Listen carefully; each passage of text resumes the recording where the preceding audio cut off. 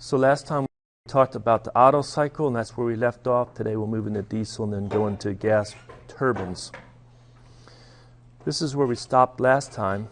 It was derived the thermal efficiency of the Otto cycle. Well, what is the thermal efficiency equation? Eta 1 minus 1 over R to the K minus 1. That equation's in your equation sheet, isn't it? And what is this R? R is the compression ratio. Okay, so to understand the compression ratio, it's probably helpful to sketch a pressure volume diagram and remind ourselves of the Otto cycle. Specific volume when the system is at bottom dead center, and the specific volume when the system is at top dead center. And so at state 1, we'll start the cycle as traditional to start it at the beginning of the compression stroke. The compression stroke goes to state 2. During that time, there's no heat transfer, and it's internally reversible, hence it's isentropic compression, S equal to constant. Then we undergo constant volume heating. To state 3, you get the maximum pressure, and then we expand out to state 4, and that is the power stroke or the expansion where you get to work out, and that is also adiabatic and internally reversible, so entropy is constant, it's isentropic, and then constant volume heat rejection from 4 back to 1, and that completes our cycle. So the compression ratio R, is that the ratio of V1 to V2? The specific volume at state 1 divided by the specific volume at state 2. Is it also the same as the specific volume at state 4 divided by the specific volume at state 3? So remember that yes, it's equal to both of those specific volume ratios. Okay. Now the K, what is this K here? Ratio of specific heats. True? And so K is equal to C sub P divided by C sub V. True or false? Is that good only at low temperatures, let's say at 300 Kelvin, or is that true at elevated temperatures, 500 Kelvin, 800 Kelvin? It's true at any temperature. K is a property. It's known as the ratio of specific heats. Is K the same value for air at 300 Kelvin, 500 Kelvin, 800 Kelvin? Or does it change? Is it always 1.4? I remember the value 1.4. Well, yeah, that's 1.4 at low temperature, at room temperature at 300 Kelvin. But what about 500? Is it still 1.4 at 500 Kelvin? No, it actually goes down a little bit. So it decreases a little, okay? But that's what the K is. So we're going to, when you see that K, it's basically the assumption in this simple thermal efficiency is that you assume that the specific heats are constant. Okay, so evaluated at one temperature, I have a constant value of specific heat. I have a constant value of C sub V or also C sub P. All right. Let's go ahead and say, well, what is the basic definition of the thermal efficiency? Isn't it the work net of the cycle divided by the Q in of the cycle? But we could replace work net by Q net of the cycle. True? Isn't work net equal to Q net? And we know that there's 4 processes of this cycle, but 2 of the heat transfers are 0. Q1 to 2 is 0, as well as Q3 to 4 to 0. So Q net is simply Q2 to 3, that's going to be a positive N, plus Q4 to 1, which is going to be a negative heat transfer. I'm going to leave it with the sign convention. Q4 to 1 we expect will be negative. And then the heat in is only 2 to 3. So isn't that the equation for the efficiency? So let's do this. Let's put it as 1, and then you can do it like this. Minus Q 4 to 1 divided by Q 2 to 3. Why did we do that? Well, look at the form of the equation that we're looking to derive. We know the answer, eta is equal to 1 minus something. And so I'm getting it in that form, 1 minus something. So, but you put a negative in front of this 4 to 1, because I know Q 4 to 1 is going to be negative.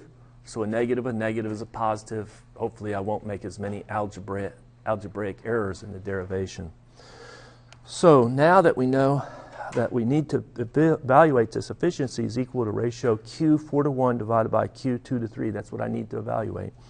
Write first law for Q 4 to 1. And what do we get? Let's go ahead and write it out over here. Q 4 to 1. Well, let's do this. Let's write the first law for the process from state 4 to state 1. So that'll be the final internal energy at the end of the process minus the initial internal energy at the beginning of the process. That's the change in internal energy is equal to how much heat is brought in, 4 to 1, minus the work, 4 to 1 out. Which one of these is 0? The work, 4 to 1. So can I replace the delta U by a C sub V T1 minus T4?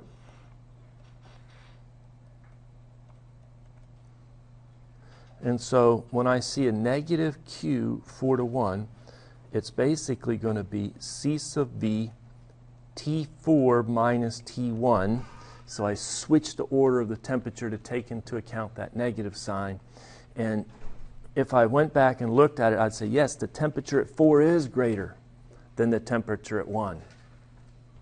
How about Q 2 to 3? Well, it's the same thing. Write the first law for the process 2 to 3, U3 minus U2 equal to Q 2 to 3 minus work 2 to 3.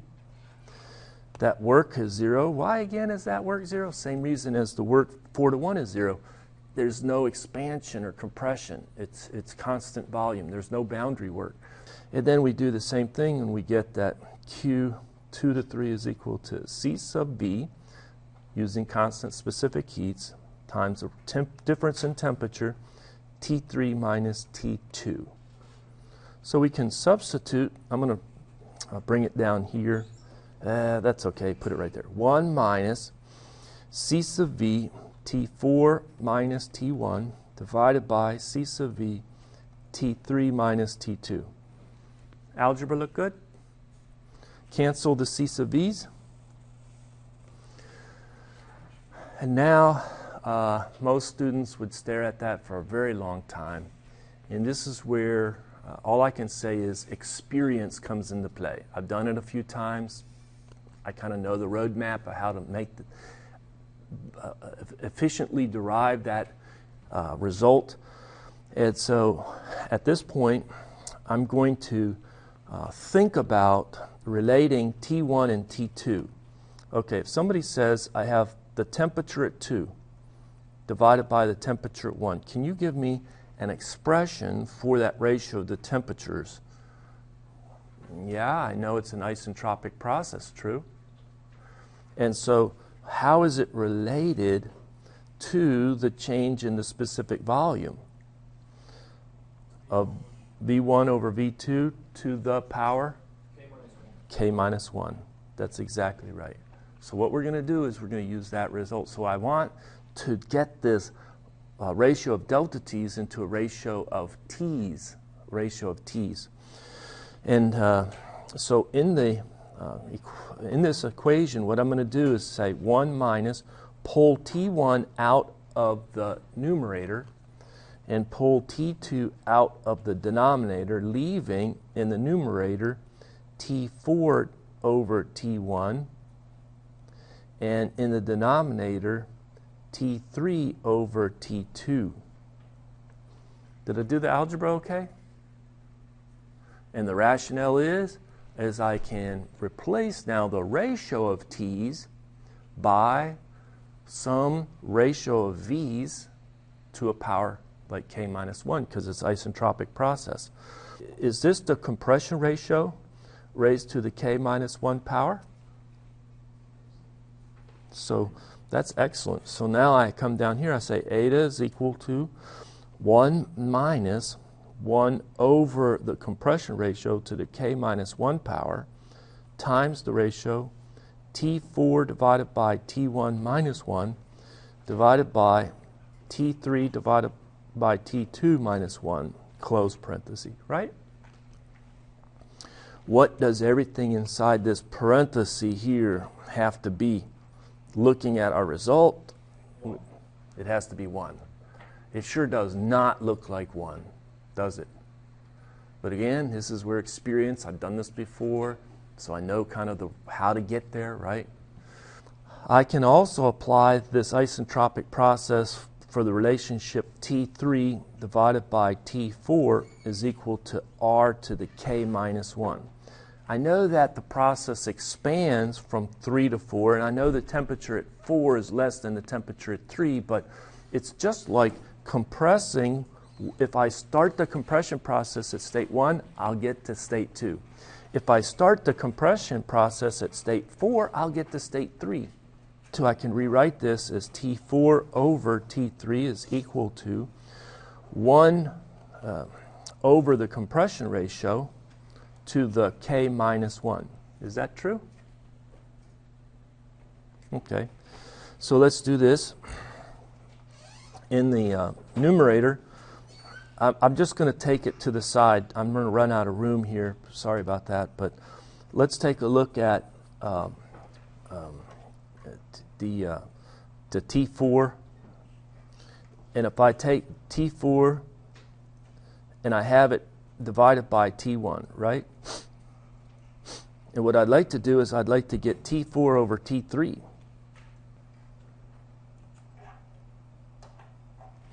So the result, T4 over T1 is equal to T4 over T3, T3 over T2, T2 over T1. Is that true? Okay, great. I look longingly at this T3 over T2 and this T3 over T2, and I say, I wonder, let's go ahead and replace the T4 over T3. Let's replace it by 1 over R to the K minus 1. And let's replace the T2 over T1 by R to the K minus 1. Leave what's in the middle, T3 over T2. And why do these cancel? When they multiply them together, they're equal to 1. And so the ratio of T4 over T1, with a little bit of work, is shown to be the same as T3 over T2. Hence, both of these are the same. They cancel, and you're left with the result that we set out to show. And I ran out of room, so I don't want to rewrite it. Does that thermal efficiency look okay? So what do we conclude about the thermal efficiency of the Otto cycle? As an engineer, if you're going to burn some expensive fuel to run your engine, you want to get as much work out for the fuel that you burn. You would like a high thermal efficiency, true? So what we do is we can see that the thermal efficiencies impacted by the compression ratio are.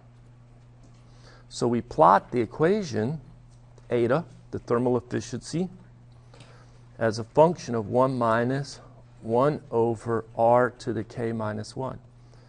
So if you run with the compression ratio of 4, you should get somewhere around, 42, 43% thermal efficiency, theoretically. This assumes, internally reversible processes for the idealized Otto cycle.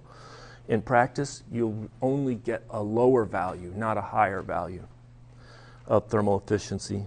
But if you go to 6, it's higher thermal efficiency. Go to 8, it's higher.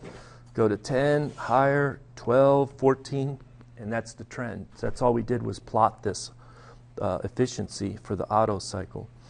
And so keep going, true? But then there's always that practical limit. Something else comes into play. And so what comes into play is the octane number of the fuel, or it's the self-ignition of the fuel. So let's take a look. Anytime you're unfamiliar with the term, look in the textbook, look in the index, look at the term, maybe find another textbook or search and do. What I like to do is just say define the term in the online engine, Google, and see what comes up. So the octane number of fuel is a figure indicating the anti-knock properties of a fuel based on a comparison with a mixture of isooctane and heptane. Well, that's helpful. You can look at another one. The octane rating or octane number is a standard measure of the performance of an engine or aviation fuel. So if you're flying aircraft, you have a reciprocating engine in that aircraft, it's aviation fuel. The higher the octane number, the more compression the fuel can withstand before detonating or igniting without the assistance of a spark. We want the fuel to detonate, but we want to tell it by the spark when it will combust. If you scroll down, there's another one. Definition of octane number, it's a measure of ignition quality of the gasoline. So it's a quality of the gasoline, but it's not the heat content quality of the gasoline. It's more of ignition property quality of the gasoline. Okay? The higher this number, the higher the octane number, the less susceptible is the gas to knocking. Now, we've had knock sensors in engines for a number of years so now when I ask students in this class, have you ever been in an automobile and have you ever experienced knocking in an engine? Most say no. Has anybody ever had that experience? One. That's it. You're privileged.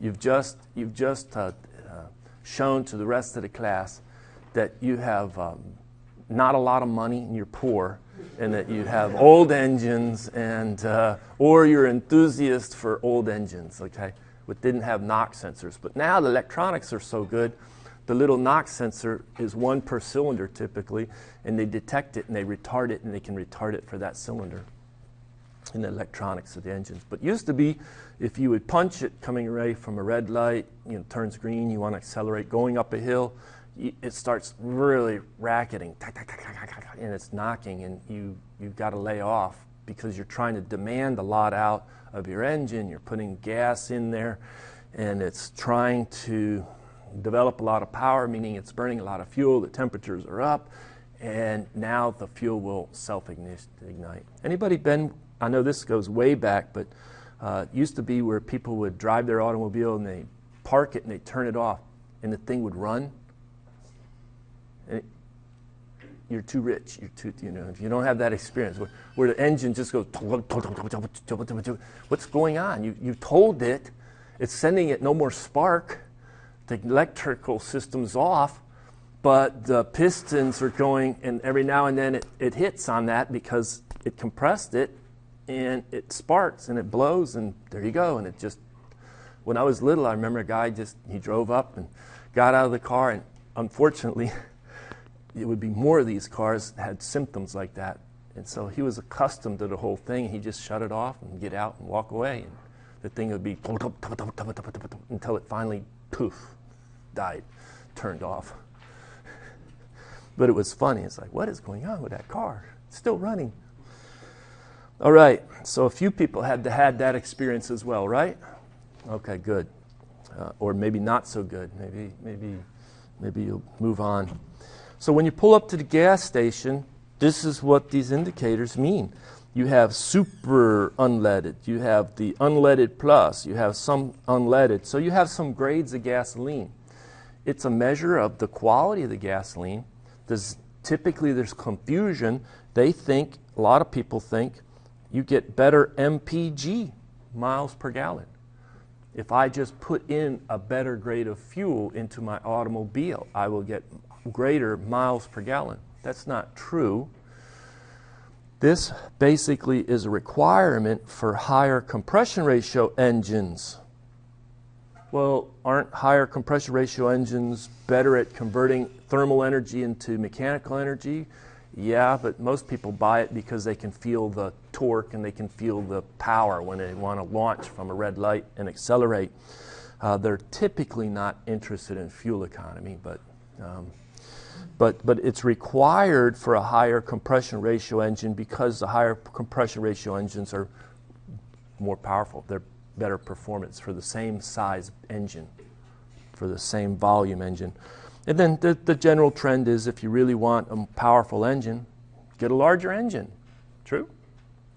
So used to be everybody, oh, I need a V8.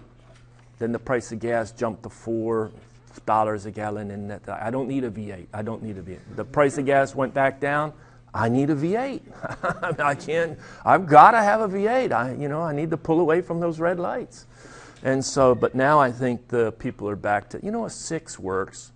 I kind of like that 4-cylinder, and it's a smaller volume. You're going to get less power out. You're going to burn less fuel. You're going to have better economy, as the general trend is. Yes, sir. What's the number 87, 89, and 93? And what's the difference between those numbers? Yeah, and so if you look real carelessly on the tab, and I hope everybody does, there's an R plus an M divided by 2 method. And it's the standardized method, but it took a number of years for engineers and chemical engineers and other people to really work out how are we going to grade these gasolines so when we compare gasoline from different manufacturers, we know what we're doing in buying. And so there was a method called the motor method and the research method for measuring this anti-knock property of fuels. And then finally, and I think it was a few years ago, I remember reading in ASME magazine, the person who actually was one of the key players in coming up with getting consensus from all the players in the industry, he passed away just a few years ago because this was done probably in the 20s and 30s. But they finally negotiated, and we have, okay, I know that you guys like this method for measuring octane. You like this method. Let's compromise. Let's take both of the methods, add them together, divide by 2, and call that our octane number. So it's the research and the motor methods, and it's the average of them. How's that? So that's unfortunate. Well, fortunately or whatever, that's the way it goes. Something like that, so it's not of the pressure of the gas. Oh, it's normalized to, I think it's standard pure octane, but I may be wrong on that. It's benchmarked to a blend of fuel that can be reproduced in a lot of labs, and that's 100. And you can get over 100 octane, and you can get under 100 octane, and it measures its tendency to self-ignite under high pressure. Well, really, it's high temperature. When you have high pressure, you get to high temperature, and boom, then it wants to go. Okay. There's a lot in it, but it boils down to something that people, when they pull up to the pump, can look and say, they'll look at this little symbol, right? That symbol, or they'll look at that symbol and make a choice. Yeah. I mean, people know if you buy an expensive car that has a high compression ratio in it, look in the owner's manual, and they'll specify things like you must put in a minimum 91 octane. And so otherwise your warranty is void. Also, a lot of times people will, not lately, but when they started to put more alcohol in the fuels, people that, oh, that's a little cheaper per gallon. I don't think my car, it doesn't matter to my car. So they'd put E85 in it. And then they would take it into the shop when it wasn't running right. And they'd test it and say, sorry, sir, your engine's trashed, and now you voided your warranty because you put the wrong blend in here. And this is not a E85 compatible vehicle. You were trying to save a few pennies per gallon, and now you just trashed your engine. And you have to pay for the replacement. We're not. That's happened a number of times. But that's been a few years. Now most people know that's like, don't do this. You know, don't put E85 in your gasoline. You have to have what they call a flex fuel vehicle, right? That can handle it. Let's talk about the diesel cycle now. So we have 4 processes. We should be able to describe the processes, put them on a PV as well as a TS diagram. So the first process will start with the piston at bottom dead center when it's the largest volume, and we'll go ahead and go through a compression. And what we're going to do is we're only going to compress in a diesel cycle air mixed by itself, no fuel mixed with it. In the gasoline, it's traditional. I know the trend is changing. We're getting some new direct injection gasoline engines where the fuel injector is not just injecting it into a low pressure air in the throttle body or in the intake manifold, but they're actually injecting it into the high pressure cylinder like the diesel fuel injectors have been doing for a very, very, very long time. But what happens is it compresses pure air in the real diesel engine. Okay. In our idealization, we just use air anyway. Okay, but it compresses it. When it can, it really goes to a much lower or a higher compression ratio. Diesels typically run in the 20 range. Gasoline engines, the compression ratio is around 10. So show this going to the top dead center, much closer to 0, and a much higher pressure and temperature at the end of the compression, adiabatic compression. Then you have a constant pressure heat addition where you're spraying in the fuel, and as the fuel is being sprayed in by the fuel injector, it's burning right away. No spark plug needed in a diesel engine. There's a glow plug. That's to help start on a very cold day. In Texas, most times you don't even need the glow plug, right? Especially in the summer. But if you're up north and it's a really cold day, you have to switch the glow plug on and wait, and then now you can start the engine. So the spark plug is not a glow plug. So, but when you spray that fuel in, it starts to burn. It doesn't burn as rapidly. I think if you've had any experience with gasoline, it really combusts quickly. It almost explodes. Diesel is slower. But anyway, it does combust, it does burn, and they model it as burning and combusting at constant pressure. As the piston's expanding, as you get some of that power stroke.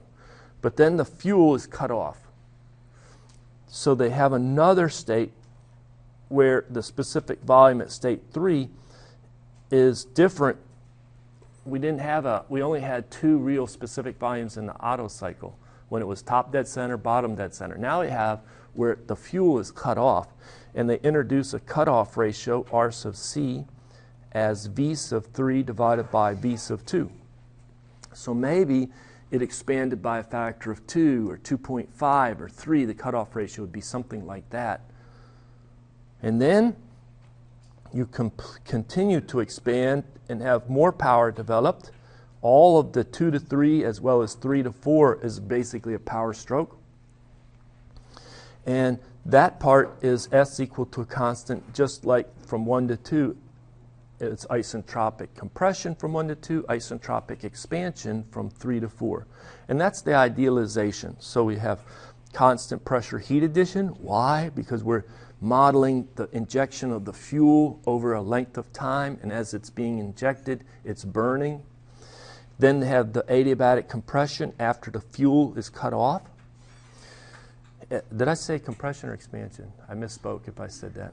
It's expansion. And then the constant volume heat rejection, just like 4 to 1. How about on a temperature entropy diagram?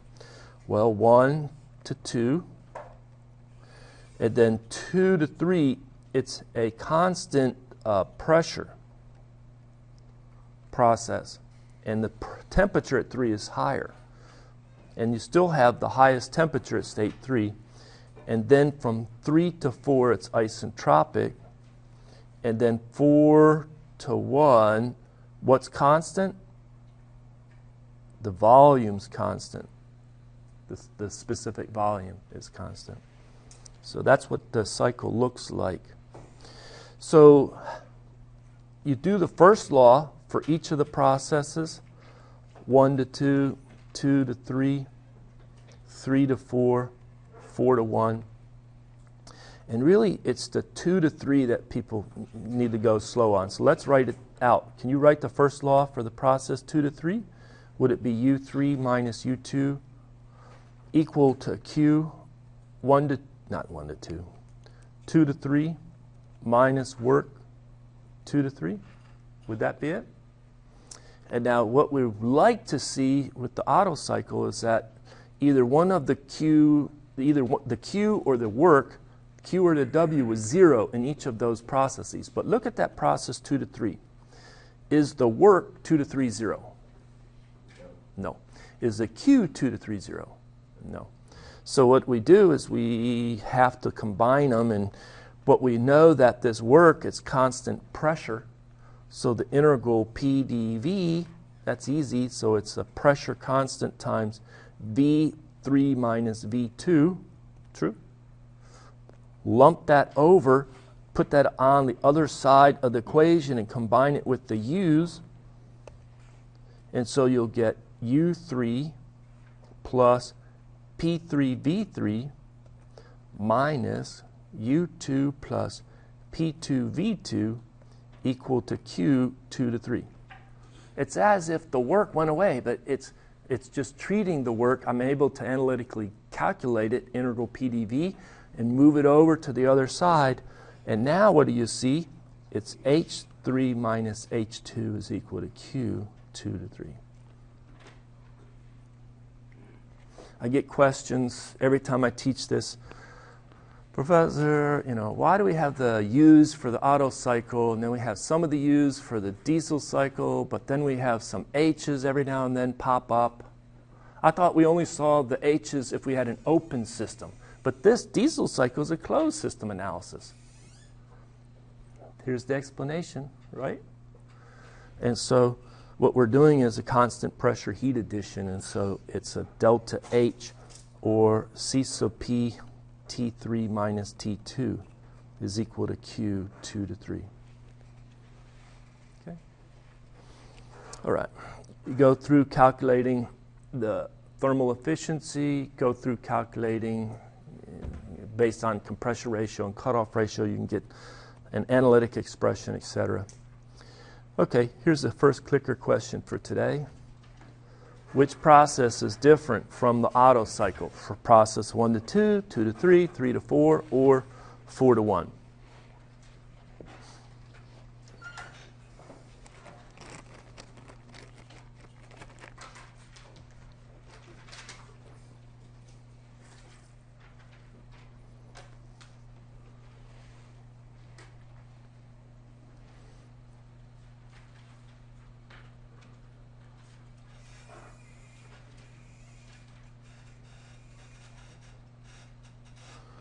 All right, so let's take a look. And congratulations to those. It's process 2 to 3. That's very different. That's the most different. That's the best answer. True? Isn't it? Because it was not constant volume heat addition. It's now constant pressure heat addition. Okay. So the diesel cycle, we want to be able to sketch it on a PV diagram. I did that. And also on a temperature entropy diagram. I did that. And we want to be able to write down the first law for each of those and then manipulate it. And I did that for this 2 to 3. And that's the one which gets transformed such that it's H3 minus H2 equal to Q 2 to 3, which looks a lot different than the other first laws. Should we solve a problem? So we have an air standard diesel cycle. It operates at 300 Kelvin and 98 kilopascal at the start of the compression stroke. A lot of times you want to go ahead and sketch that diagram, PV. You want to sketch that diagram, TS. You want to also start organizing your results in a table, and you think about states. And the state 1, 2, 3, 4. And the pressure at the state, maybe in kilopascal, and the temperature at the state in Kelvin. That's a bad looking temperature. Try again. T, temperature. Okay. And so you could start putting in, say, I think I'm going to start the process at the start of the compression stroke, state 1, so it's going to be 310 Kelvin and 98 kilopascal. The compression ratio is 19, so R is equal to 19, and you recall that's like V1 divided by V2. Okay. The cutoff ratio is 2.1. R sub C is 2.1. That's V3 divided by V2. On the basis of a cold air standard analysis, using this value of C sub E, C sub P, that means don't need to go to the tables and interpolate. Use specific heats, constant specific heats. Okay. You can then also see if K, just K is the 1.005 divided by 0.718. Anybody have a calculator? What does that give you for K, for that value of C sub P and that value of C sub B? 1.399. There you go. So 1.4, 1.399. That's what you need to use. Okay. So we go through and answer part A, B, C, D, E, F, a lot of questions, but we just stepped through it. What's the temperature at the end of the compression stroke? They're asking for T2, right? So I recall, it's going like this, S equal to a constant, ideal gas, T2 over T1 equal to V1 over V2 to the K minus 1. Is that the correct equation I want to apply? And you do have your equation sheets. Good. You can check your equation sheet to make sure you want to know how to use those equations, recall those equations. And so you calculate that T2 is equal to T1 to R to the K minus 1. Okay, you run that number knowing that T1 is 310 Kelvin, compression ratio is 19, and 0.4. 1.4 minus 1 is 0.4.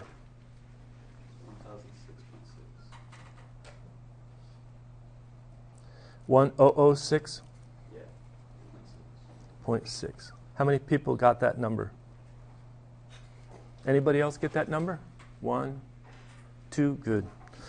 We want to continue to include those 5 or more significant digits that are in your calculator for subsequent calculations. But when you report the answer for part A, it would be the temperature at 2 is equal to 1007 Kelvin. 4 digits, you'll never lose a point. Got it? Okay. Peak pressure. Well, where is the peak pressure? At 1, 2, 3, or 4? 2 and 3 have the same pressure, so I just need to get P2. That's the same pressure. So that's the peak pressure, P2. All right, how do I get P2? P2 over P1 is equal to V1 over V2 to the K. True?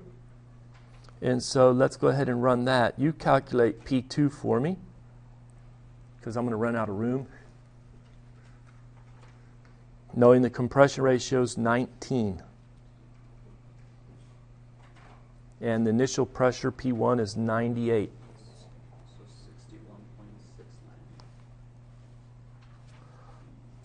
61.69. 6.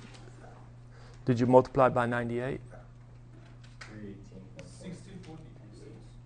All right, let me have 60/40. 60/40? 46.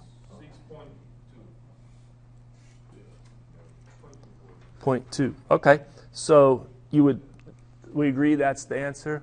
And then if you want to report it in the table, put 6046.2, 6046.2 kilopascal.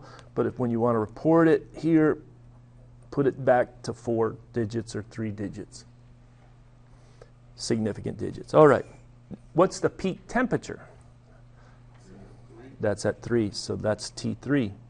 Now, okay, I have a constant pressure process from 2 to 3, and I'm given the cutoff ratio.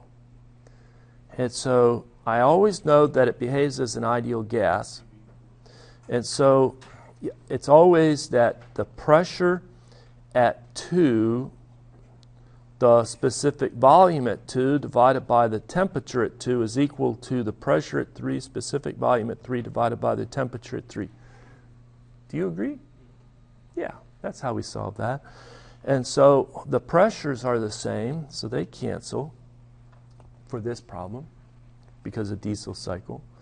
And we're left with the temperature at 3 is equal to the temperature at 2 times the ratio of V3 divided by V2. That's the cutoff ratio. So it's T2 times R sub C. Go back to the most digits you have on that temperature for T2 and multiply by 2.1, the cutoff ratio. And what do you pick up?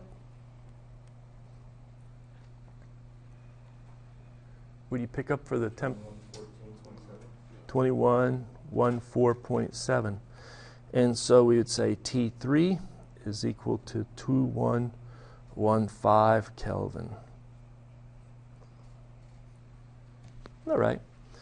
How about heat addition for the cycle? Well, the heat addition to the cycle is Q 2 to 3, isn't it? And so I'm going to run out of room, but I'm going to try and do this here. Let me try and do it here. So Q 2 to 3 is equal to C sub P T3 minus T2, isn't it? Yeah, those are the value of C sub P of 1.005. So somebody want to run that number?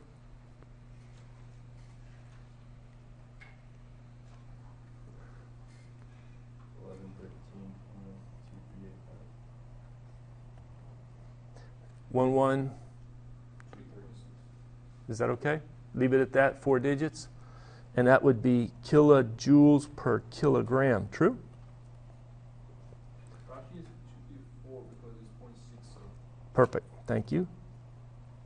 Round it off to 4. Net work of the cycle. All right. Now, you can go and get the work net of the cycle. It's going to be the sum of work 1 to 2 plus work 2 to 3 plus 3 to 4 plus work 4 to 1. Only one of those will be 0, the work 4 to 1. So you have to calculate 3 terms and add them up. Or you could also say that's equal to Q net of the cycle. True? And Q net, okay, I have 2 adiabatic processes, so there's only 2 Qs that are non-zero, and I just calculated one of them. So I only need to calculate, so it's Q2 to 3 plus Q4 to 1, and I know Q4 to 1 is negative. So let's just calculate Q4 to 1. So Q4 to 1 is equal to C sub P or C sub V? C sub V, right. T1 minus T4. So, okay, I've got to get T4. How do I get T4? Is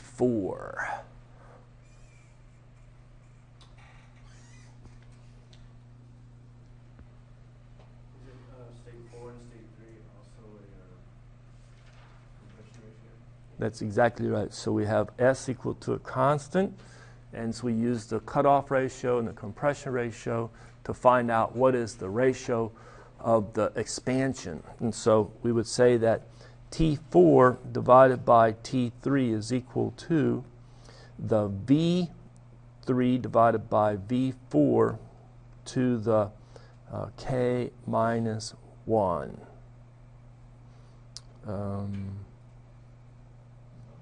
Is that right? I got to look at this for a minute. T3 is greater, T4 is less.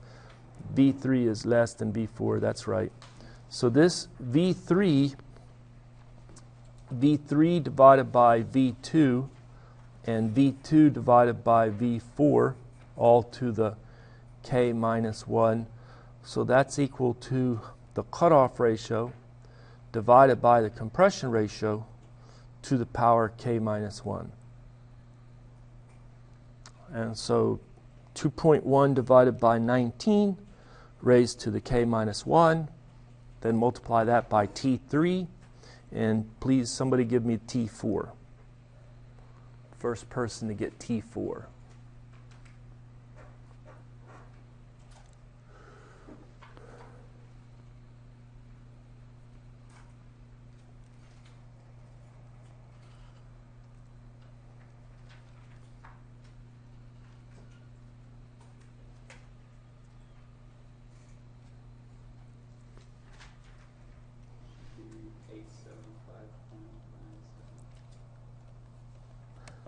Point 997 or 8, yeah, we could, 97, we'll leave it at that. Okay, so now that we know T4, let's go ahead and calculate Q 4 to 1. That's going to be C sub V, well, I wrote it right here. So what is Q 4 to 1 equal to? We have a higher temperature T1.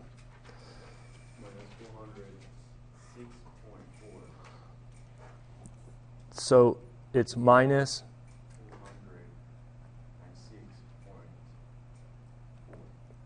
406.4 kilojoules per kilogram. Do I have a verification on that? Anybody verify? Negative 406.4. So now add that to Q2 to 3 and get the work net. 707.6 kilojoules per kilogram. Anybody verify? Perfect. So box that, and then now the cycle efficiency, which is the ratio of W net divided by Q2 to 3, which is Q in. And so what do we get for the thermal efficiency?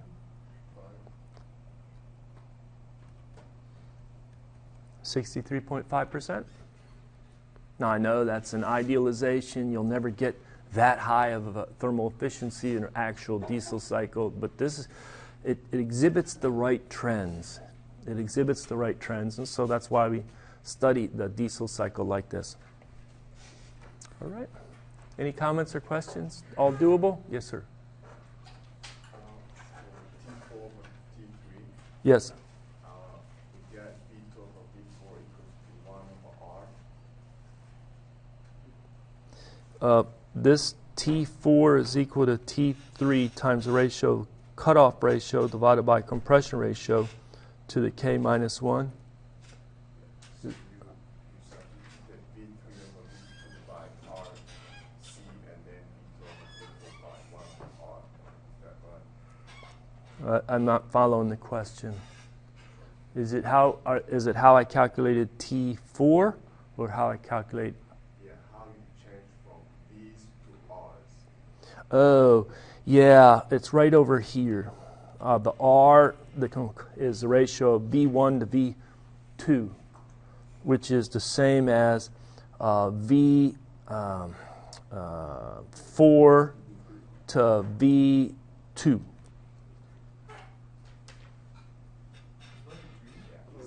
It's not. This is still going from a bottom dead to top dead center. That's the compression ratio. And the cutoff ratio. So basically, maybe I should do this. I should say V1 is equal to V4. Maybe that's clearer.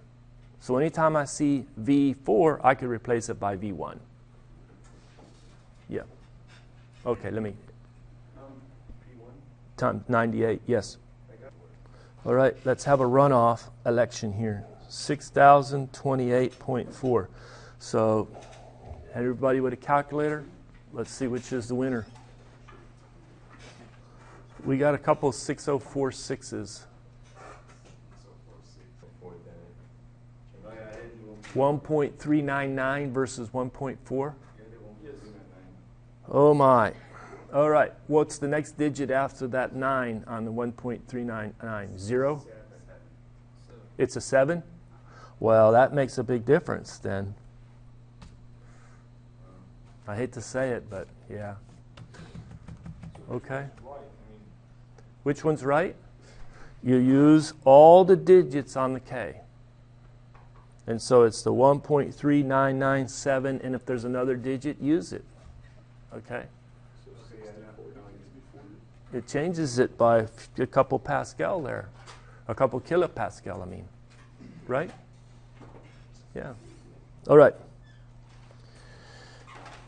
Here are the results that I calculated. I guess I even rounded off. I don't remember what I did on this one, but here I got 6033. Oh, this is 85.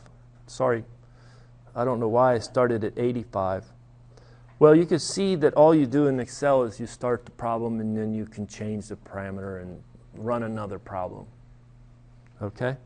So this is solved with slightly different pressures. But you choose 1.4 here also, but K. But I could have had it where it's 1.3997, but then I show it only to 2 digits.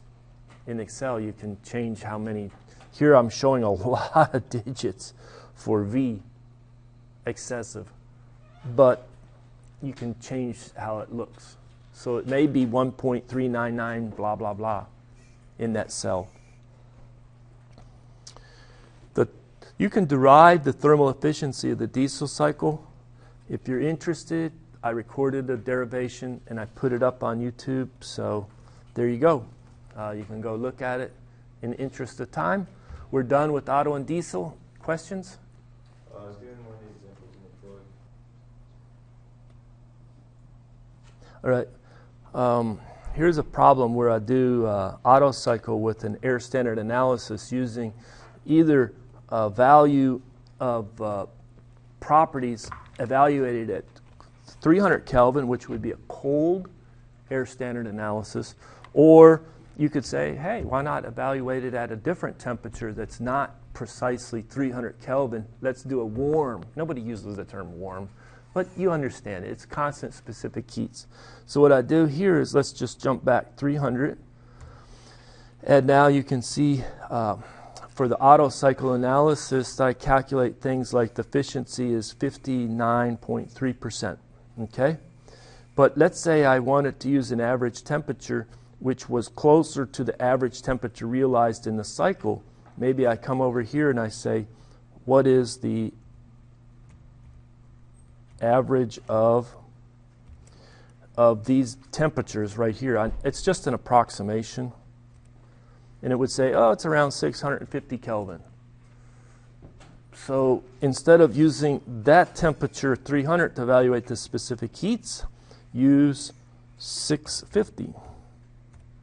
And now it does change the answer a little bit. So if you want to see how close you can get to a textbook that maybe counts for the variable specific heats or look at the solution, you might want to take and evaluate the specific heats at an average temperature and rerun it, or just be happy with the result. Make sense? Okay, I think it was for Brayton? Okay, we're going to get into Brayton. Let me close this out, save this file. Basically, the Brayton cycle. And first, we'll study it as applicable to a stationary power plant. There's a lot of gas turbines that are making electricity. How do they work? Well, here is a picture of a Siemens. You can see it's a stationary, it's bolted in, it's in a plant. And right here is the end of a shaft. On that shaft, you would connect up a big electric generator. Okay? And they have different designs, but this is, you can trace it. They have an air intake right in this vicinity. Usually it comes in some way, and then you could see some turning vanes, and then it goes into a compressor's stages. These are different compressor stages, and you can see some of the blades. The rotating shaft has blades on it, but then there's also blades that catch it and turn it back again to get it aligned for the next blades. And so there's like rotors and stators. And then this is all a big compressor.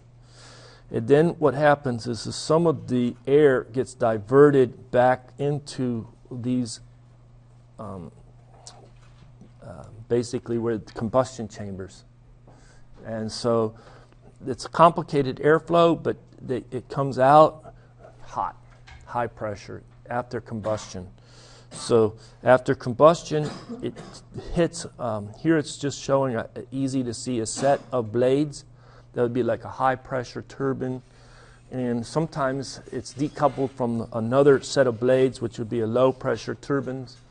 And one of those sets of blades will be connected to the shaft to drive the compressor, period.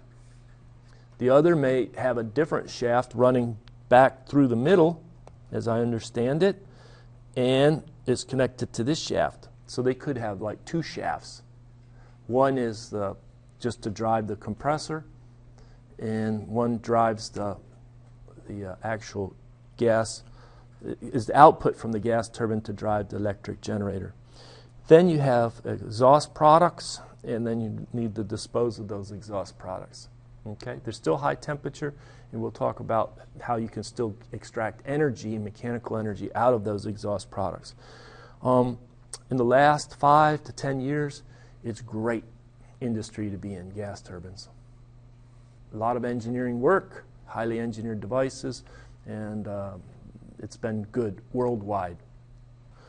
So what do? We idealize a really complex system into simple components. And so what do we have? We have the compressor, the combustor, and the gas turbine. And it's an open system where you're bringing in air, and then you have some fuel added. After the combustor, that air is typically is providing the oxygen. The fuel is typically a hydrocarbon. Maybe it's, I don't know, let's say it's just a C carbon. So many carbons and so many hydrogens. So it's a hydrocarbon liquid fuel, or maybe it's methane, CH4. Just methane, natural gas. Well, what does the carbon do? It goes to carbon dioxide. What does the hydrogen do? It goes to water. So now you have nitrogen, which came in with the air. You have carbon dioxide. You have some water. You may have some unwanted NOx. You may have some uncombusted or partially combusted carbon and carbon monoxide. You don't want that. But there could be other things in there, or even some unused oxygen. And then you pass it through the turbine and you extract that mechanical energy out. Some of that mechanical energy goes back to drive the compressor, but some of it, the net, excess, to drive an electric generator to put the power out of the cycle. And then what do? You have to throw that hot gas to do something with it, but you have to eventually put it out the stack. Okay. Well, there's a couple key things. One is, when you come across the compressor, it's not a piston cylinder anymore where I could talk about the volume at bottom dead center and the volume at top dead center, and I have a compression ratio. This is always confusing. What they specify is a pressure ratio. What did we just study? The Otto cycle, the diesel cycle. What ratio was specified for that? It was the compression ratio, true? But now, tongue twister for me, probably conceptually, and a tongue twister for you, and I've graded enough final exams in this class to know that students will be, just messing it all up. It's now a pressure ratio. It's a pressure ratio that's specified, okay? But this is really a tongue twister because the pressure ratio is P2 over P1, but look what provides the pressure ratio. It's a compressor. Wouldn't the compressor supply a compressor ratio? I'm not trying to confuse you.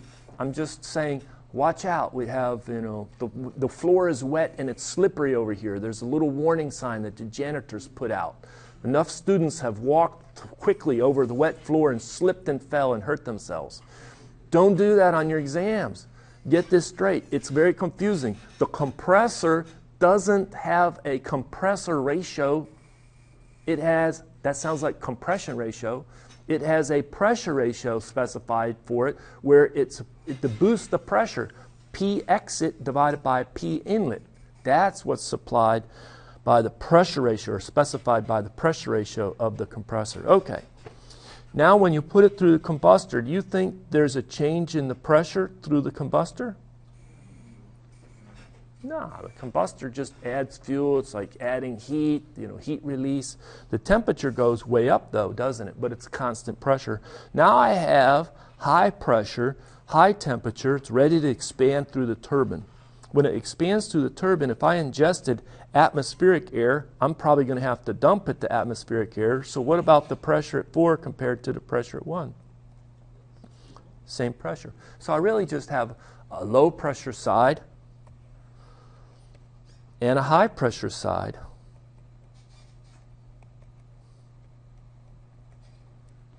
And then I think about my temperatures. Okay, I come in at T1. What do you think after I compress it in the compressor and I boost the pressure? What about the temperature at 2? Yeah, that's greater than the temperature at 1.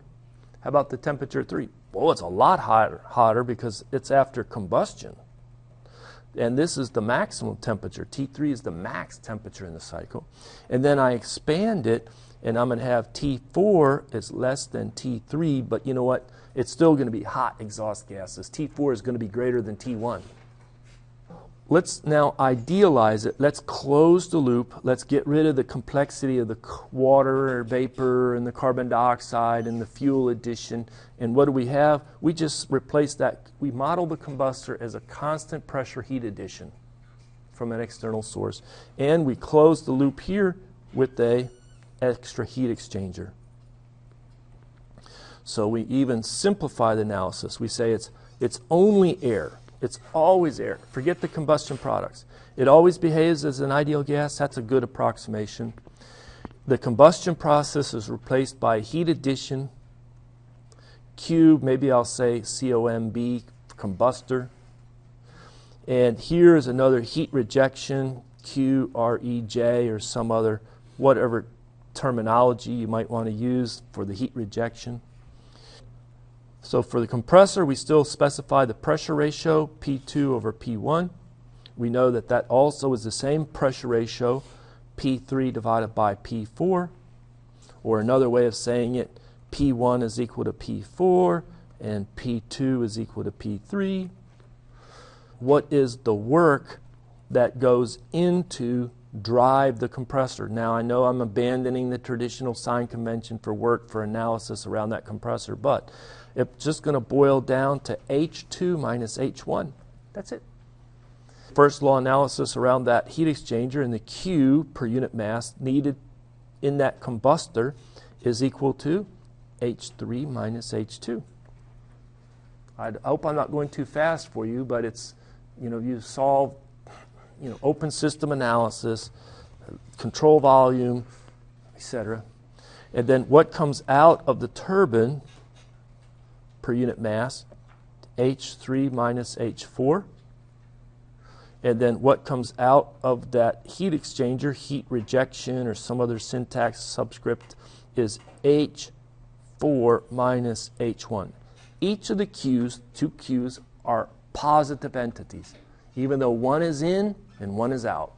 And both of those works are positive entities, even though one is into the entity of the compressor and one is out of the turbine. But we like to work with positive entities if we can. What would be the work net of the cycle? Well, it's what the turbine produces minus what has to go back to drive the compressor. And then we introduce the back work ratio just like we had it in the vapor power cycle. And we find that that's equal to what goes back to drive the compressor as a fraction of or percentage of what came out of the turbine. That's the back work ratio. Do you remember the typical back work ratio in a Rankine cycle, in the vapor power cycle? 1%. Small, right? 40% is not uncommon for the Brayton cycle. 40% of what the turbine puts out is needed to drive the compressor. That's a lot. And it can't even be more than 40%. So in the history books, did we have steam power before we had gas turbines? Yeah. And so it's a lot easier when you have inefficiencies in your turbines and other things to feed back 1% to make it work. But a gas turbine, it was a while before they got it to work because so much power had to go back to run the compressor. You had to have a pretty good turbine to start with and a pretty good compressor to start with to make the whole thing work. In what year gas turbines really took off? Anybody? What years, roughly?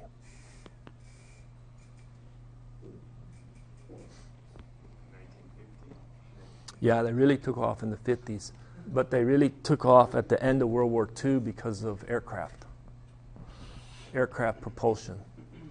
And so it was a game changer at the end of World War II when they had the gas turbines, because it could outmaneuver the other aircraft that are piston cylinder engines and win the dogfights.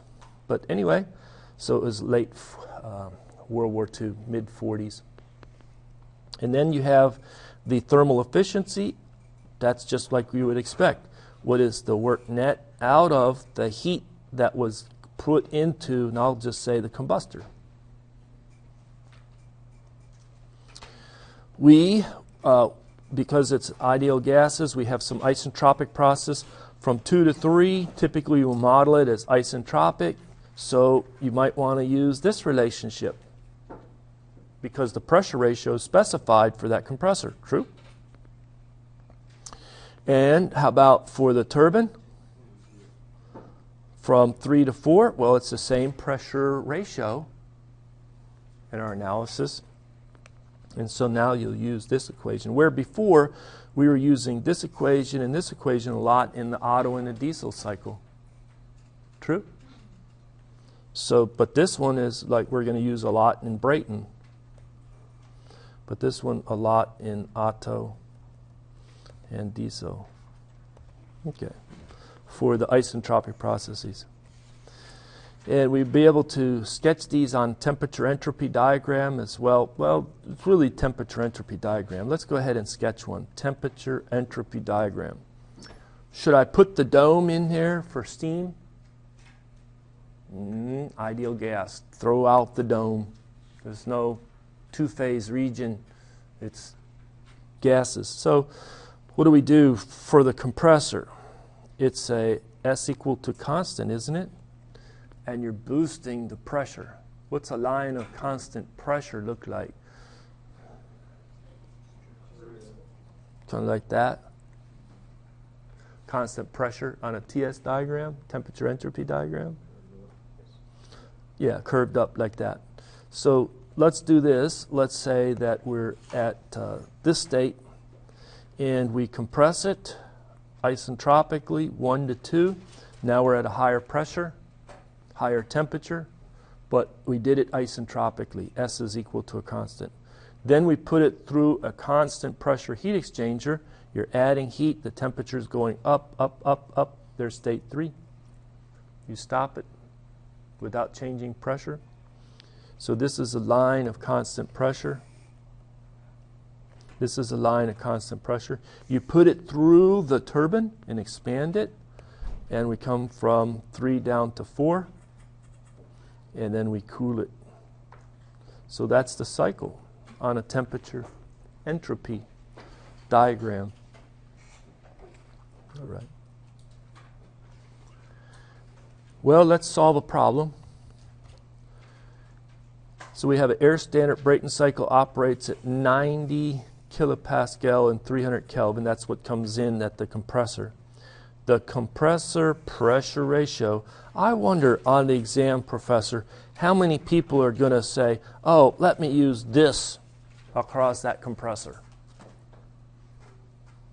That's what they'll do.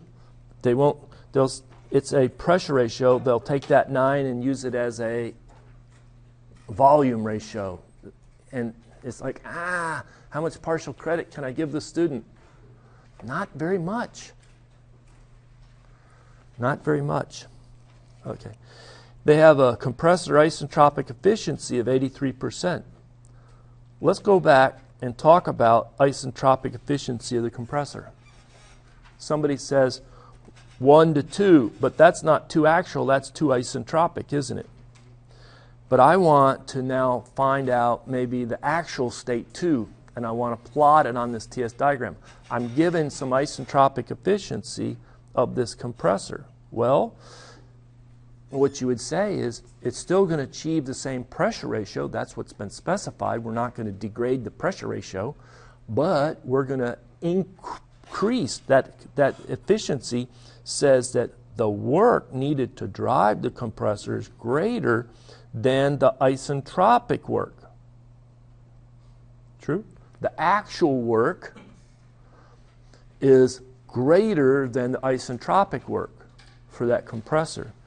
So what's going to happen to the exit temperature, T2 actual compared to T2 isentropic? Which one is greater? The actual is going to be greater because you put in more shaft energy to achieve that pressure, same pressure increase, but more of that energy went into some heating of the gas, not just increasing the flow work of it. It's increasing the internal energy as well as the flow work. So, so guess where state 2 is? There's 2 actual. It has, by assumption, we say it achieves the same pressure ratio, but you're pumping in more energy to do it, hence the exit temperature is higher. And so the exit temperature, T2S versus T2 actual. T2 actual is a higher temperature. Okay. Now, what about the efficiency of the turbine? Well, in that case, we don't get as much out. We don't get as great of a work turbine out actual as if it would have been isentropic expansion through the same pressure ratio. So we've analyzed isentropic efficiencies of the compressors as well as turbines. I know that the first time you saw it, you said, hey, why is the ratio with the S up here in the compressor and the S down here in the turbine? Well, one is a work-consuming device, one is a work-producing device. And so it's like it's flipped, right? It looks like one of them's wrong. It looks like one of them is flipped incorrectly. But both of them will give an efficiency less than 100%. So now let's come over here and say, where is state 4? This is state 4S, isentropic. Where is state 4 actual? Is state 4 actual somewhere in this vicinity, 4 actual, or is 4 actual somewhere in that vicinity? And what I'll do is I'll ask another clicker question, answer A or answer B.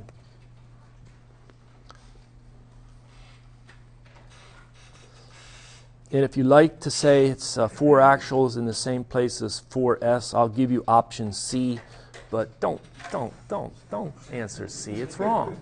It's wrong. Where is 4 actual? Is it to the left, like I'm showing answer A, or is 4 actual to the right, as I'm showing for B?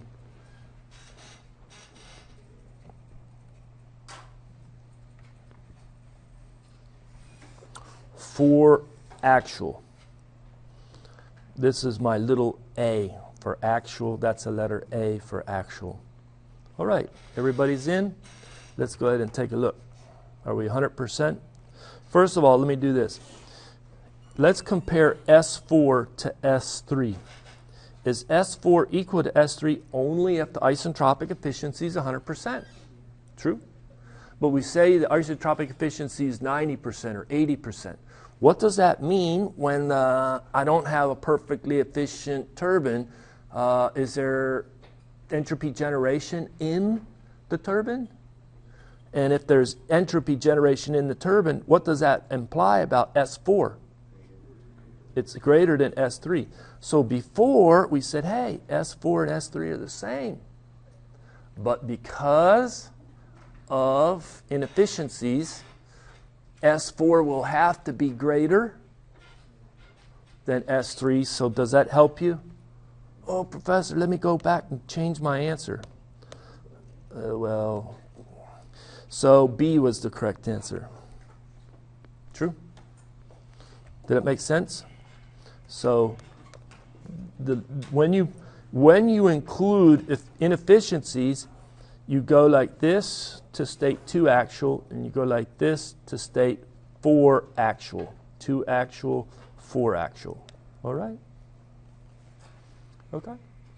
Notice that the temperature exit, temperature 4 actual, compared to 4 isentropic. Which one's greater? 4 actual. And if I said I want to get the work out of the turbine, is it H3 minus H4? Is it H3 minus H4 regardless if it was perfectly reversible or irreversible expansion through the turbine? Yeah, that's true. It's conservation of energy. I can approximate that as C sub P T3 minus T4. And now you can see more clearly that if the temperature at the exit at 4 goes up, so that the temperature difference between 3 and 4 goes down compared to what it used to be for isentropic expansion, I get less work out. This is an image of work of the turbine actual, the work of the turbine isentropic, because the difference in the temperatures times specific heat gives me the specific work. Let's continue on our problem. So they have the efficiency of the compressor, the maximum temperature specified after the combustor, the efficiency of the turbine is specified on the basis of a cold air standard analysis. Now get the temperature at the compressor outlet. So let's jump back and forth.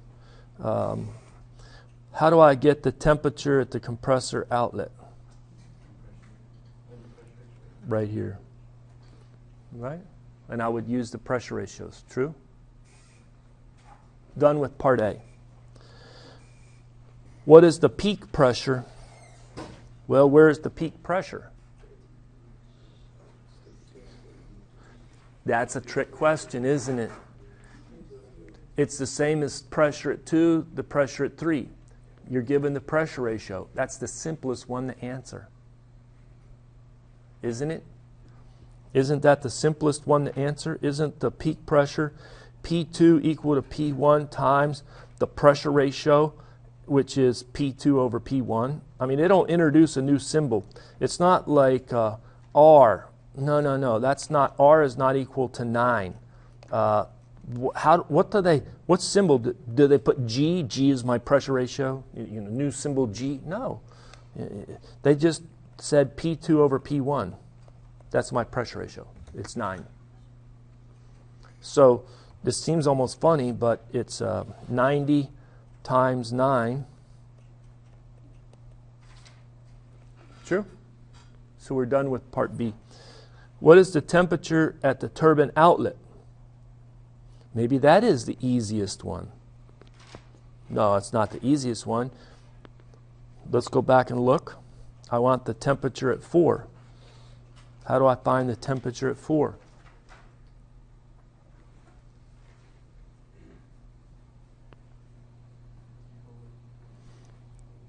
I know the pressure ratio across the turbine, and I know the inlet temperature to the turbine, and there you go. Okay? So this would be the T3 times 1 over 9, because it's not going up the pressure ratio is going down, to the K minus 1 over K. Okay? Let's take a look here. Heat addition in the burner or combustor. How do I find that? Q. Is that C sub P T3 minus T2? T3 was given, T2 is calculated. I know C sub P is given. Is that the heat addition in the combustor or the burner? How about the thermal efficiency? How do you want to calculate the thermal efficiency?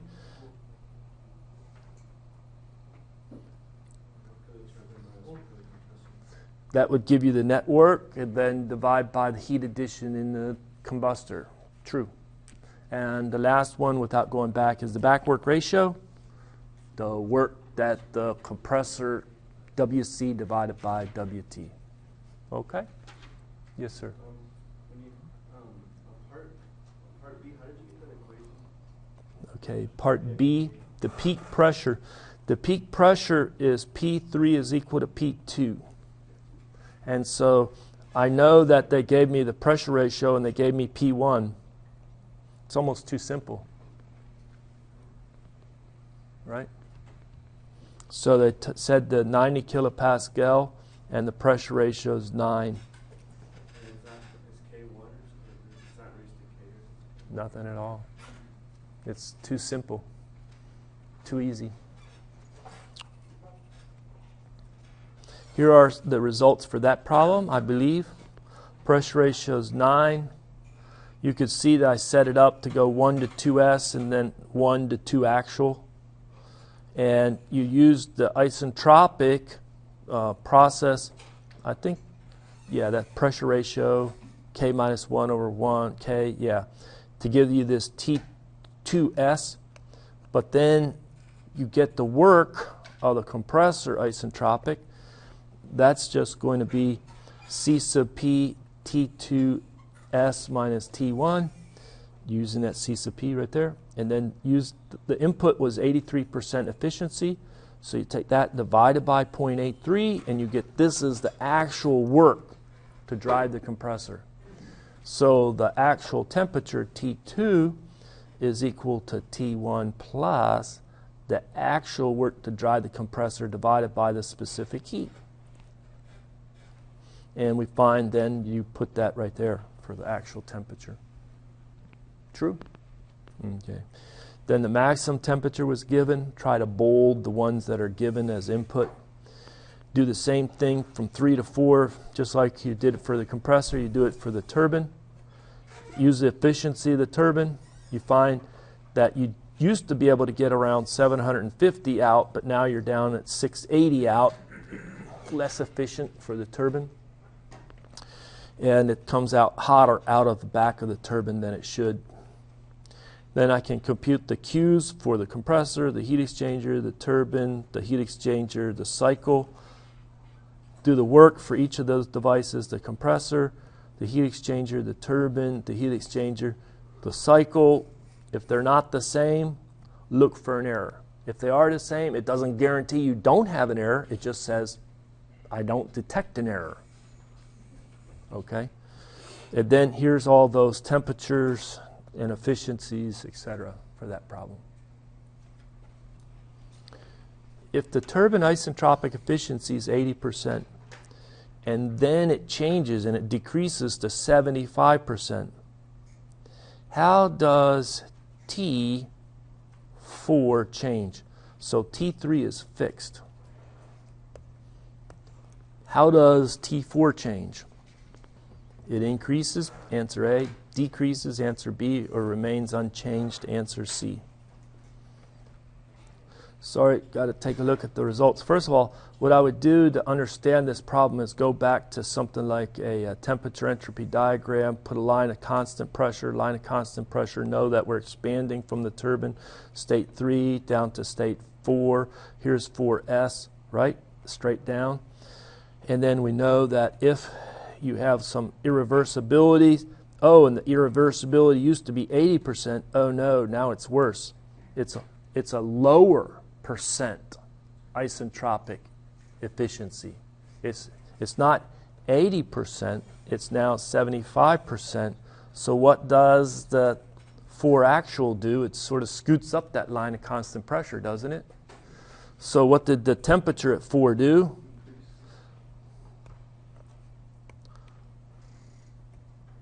It increased. True? All right, let's not allow you to see that and to think through it again. How about another question? How does P4 change? How does the exit pressure change? Yeah, you know you can change your answer, right? up to the very last second. Then it stopped. All right, let's take a look. Well, first of all, put a line of constant pressure, This is high pressure, this is low pressure.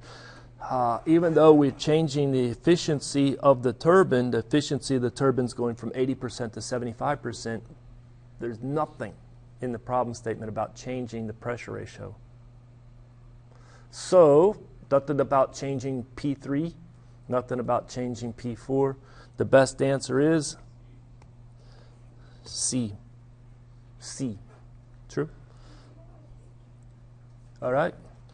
Now we get rid of this, too much information. All right. Now, how about H4? Last one. How does H4 change? The exit enthalpy. H4. All right. Well, if I said this is an ideal gas, which it is, you would say that I know PV is equal to RT all the time. But it's U as a function of T and H as a function of T. What do you mean by that? And the relationship between enthalpy and temperature is the higher the temperature is, the higher the enthalpy is. And often it's a straight line. That slope of that straight line is called C sub P.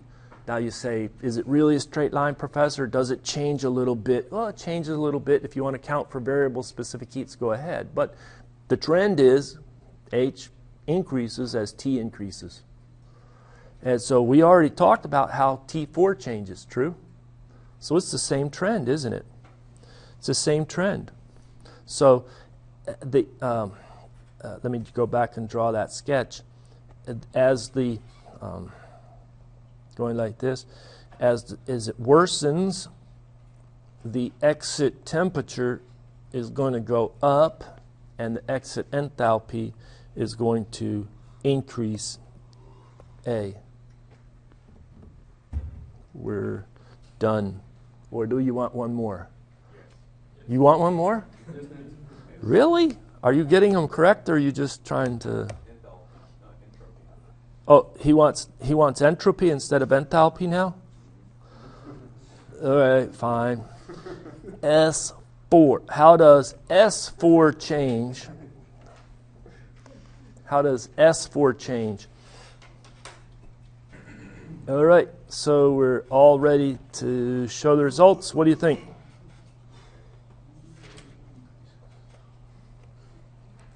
It increases. So there you go. It increases. Notice that every time it bumped over and over and over, there's entropy generation. It has to go out. Entropy at the exit has to increase. Let me shut this down, and then we'll talk about the design project.